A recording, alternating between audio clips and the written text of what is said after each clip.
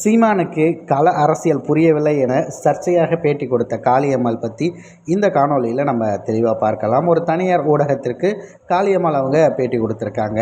அதில் சீமானுக்கு கள அரசியல் புரியலை அப்படிங்கிறத பதிவு செய்திருக்காங்க. அது ஏன் என்ன அப்படிங்கிறதெல்லாம் விரைவில் நம்ம தெரிஞ்சுக்கலாம். முதல்ல இந்த ஒரு விஷயத்தையே நம்ம இங்கே பேச வேண்டிய ஒரு சூழல் வருவதற்கான காரணம், கள அரசியல் புரியாத ஒரு நபர் தான் வெறும் 1.1 விழுக்காடு மட்டும்தான் முதல் தேர்தலில் வாக்கு வாங்குறாங்க.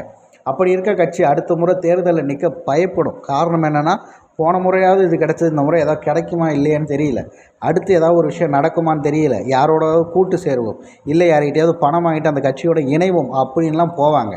ஆனால் அடுத்து போட்டி போடுது 4% வருது, அடுத்து 6, 7 அப்படின்னு கடைசியாக 8.22ன்னு சொல்லி வந்து சின்னத்தை மாற்றி மாற்றி கொடுக்குற அத்தனை பிரச்சனைகளையும் கடந்து போய் வந்து இப்போ அங்கீகரிக்கப்பட்ட கட்சியாக மாறி நிரந்தர சின்னத்தை பெற்றிருக்கிறது. இவருக்கு கள அரசியல் தெரியல அப்படின்னா காளியம்மாள் அக்கா தான் அரசியல்னால் என்னன்னு நமக்கு தெளிவுபடுத்தணும்.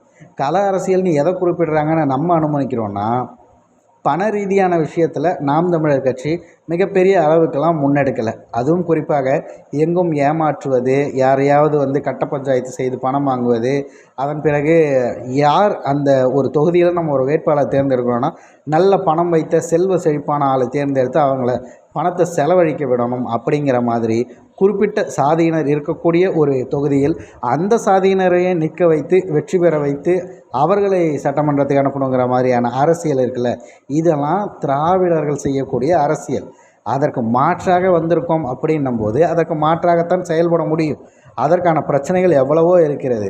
ஒரு சின்ன மனத்தாங்கல் மூலியமாக வெளியே போனவர்களுக்கு இப்படி ஒரு எண்ணம் வருகிறது அப்படின்னா, ஆனால் சீமான் அவர்களுக்கு கட்சி தொடங்கப்பட்டது விடுங்க, அதுக்கு முன்னாடியிலேருந்தே அவருக்கு இந்த மாதிரியான பிரச்சனைகள் எல்லாமே தெரியும். கட்சி தொடங்கியதுலேருந்து இப்போ வரைக்கும் வலுவாக கட்டி இழுத்துக்கிட்டு வந்துட்டுருக்காரு. அப்போ அவருக்கு எந்த மாதிரியான பிரச்சனைகள்லாம் இருக்கும்?